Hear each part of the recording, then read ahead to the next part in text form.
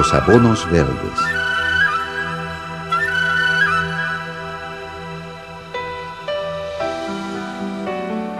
En el marco del manejo de la fertilidad de los suelos y en particular de la materia orgánica, es necesario considerar todas las alternativas posibles en función de la situación de la finca y de la región para devolver al suelo los elementos nutritivos extraídos y llevados con las cosechas.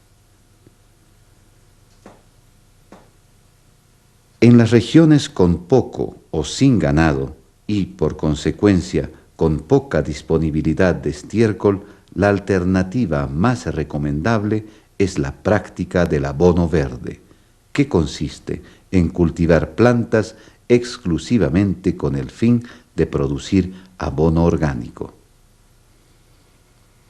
Cabe aclarar que durante milenios, en todo el mundo, e incluso donde había ganado, la práctica del descanso ha sido considerada como la única manera para hacer recuperar al suelo su fertilidad, después de haberla consumido mediante cosechas sucesivas.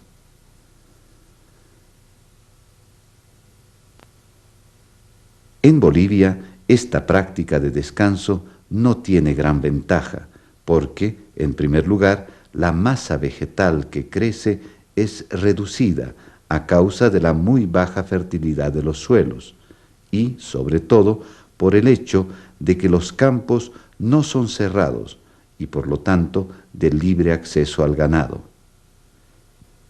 Este último, pastoreando continuamente, no permite el desarrollo normal de la masa vegetal que debería cubrir el suelo, mejorar la infiltración del agua de lluvia y proteger el suelo contra la erosión.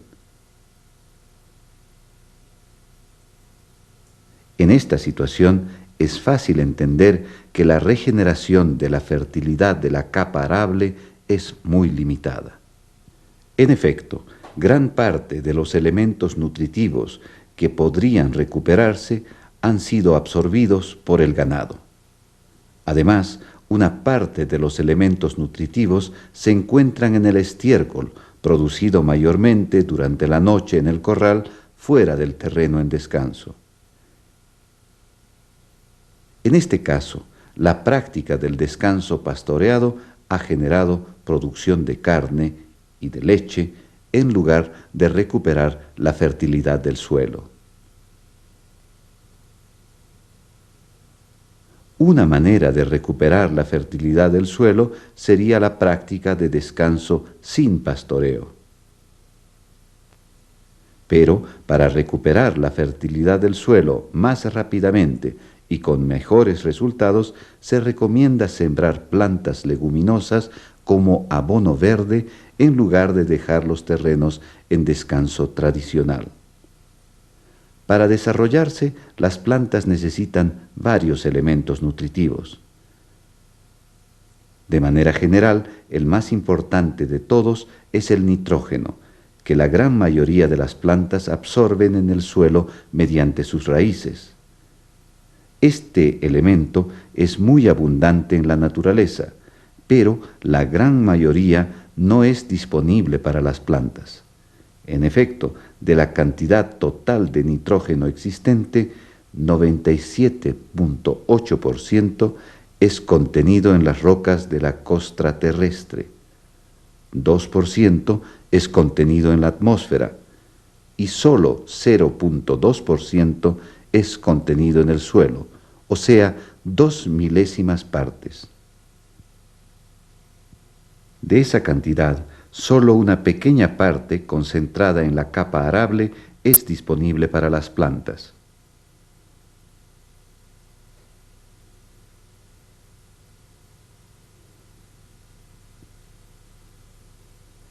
El nitrógeno contenido en la atmósfera, que representa el 2% del nitrógeno total del planeta, es el reservorio más grande de nitrógeno utilizable.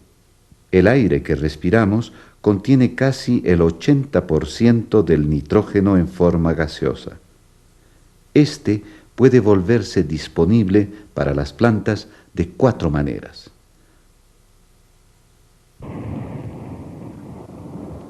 Los relámpagos transforman el nitrógeno del aire en una forma que puede llegar en el suelo mediante la lluvia. Las cantidades traídas al suelo de esta manera son generalmente muy pequeñas y son del orden de 10 a 12 kilos por hectárea y por año. Otra cantidad de nitrógeno proveniente de la atmósfera y que llega al suelo mediante la lluvia es generada por el calentamiento del aire debido a incendios forestales y a la combustión de carburantes por la industria, los vehículos, etc. Otra manera a través de la cual el nitrógeno del aire puede volverse utilizable y disponible en el suelo para las plantas es su síntesis en forma sólida por plantas industriales productoras de fertilizantes nitrogenados. Finalmente, cabe mencionar que algunas plantas, la mayoría de las leguminosas, tienen la capacidad de utilizar el nitrógeno gaseoso del aire, además de poder alimentarse del nitrógeno del suelo. Por su alto contenido en proteínas, las leguminosas son muy importantes para la alimentación animal y humana. Las leguminosas tienen la característica de formar vainas. Ejemplos de estas son el haba, la arveja, el frijol, el maní o el lupino o tarwi. Como plantas forrajeras se puede citar el alfalfa y la vicia. La capacidad de las leguminosas para utilizar el nitrógeno del aire constituye una gran ventaja porque no necesitan una fertilización nitrogenada y significa una gran economía para el agricultor.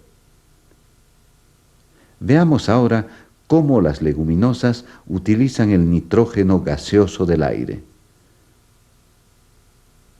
Arrancando una planta leguminosa, como por ejemplo el haba, podemos observar en sus raíces la presencia de pequeños tubérculos denominados nódulos.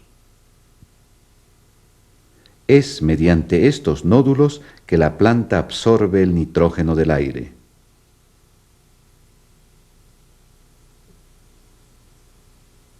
Estos nódulos se forman después de la penetración en las raíces de la planta de un tipo de bacteria llamada Rhizobium.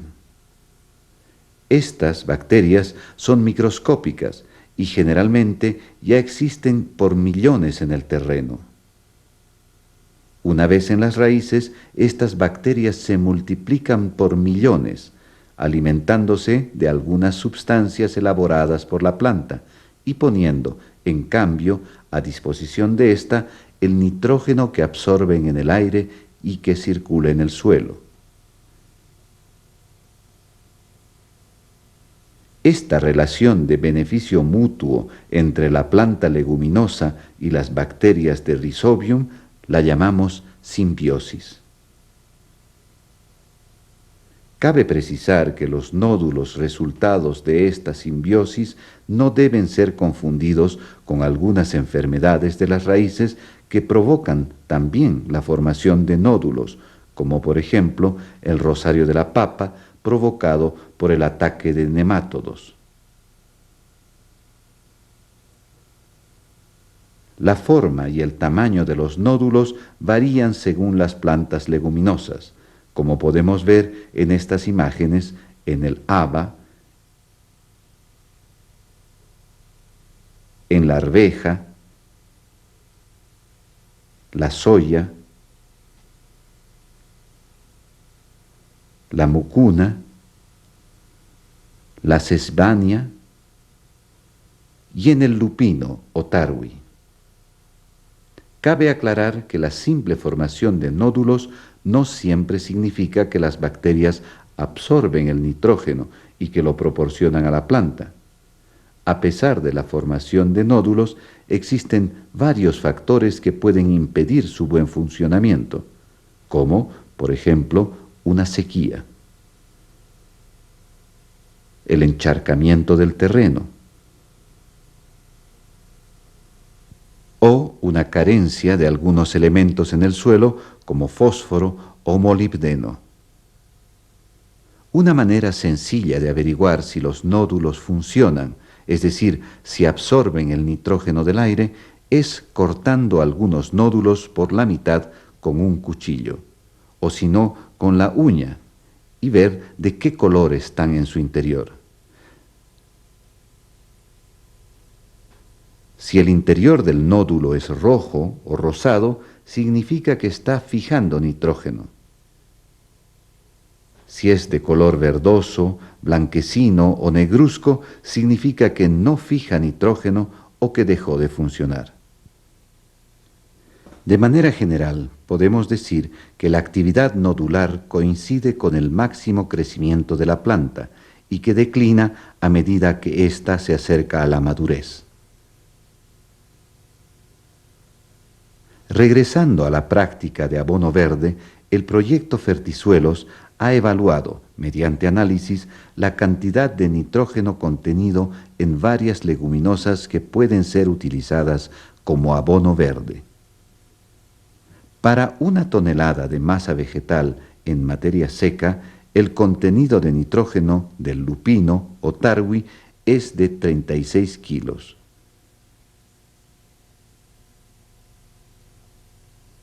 Del haba es de 31 kilos y de la arveja de 23 kilos. Las leguminosas que no producen alimentos fijan también nitrógeno. Por ejemplo, el reloj, muy común en el Valle de Tarija y considerado una maleza, fija hasta más de 40 kilos. La carrotilla, 29 kilos. La mucuna, 28 kilos. Y la vicia, 24 kilos. La incorporación en el suelo de las leguminosas puede realizarse con tractor equipado de rastra pesada.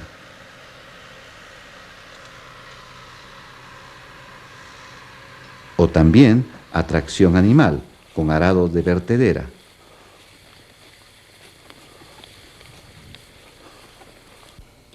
Después de haber picado las plantas manualmente con machete, o pasada de rolofaca a tracción animal.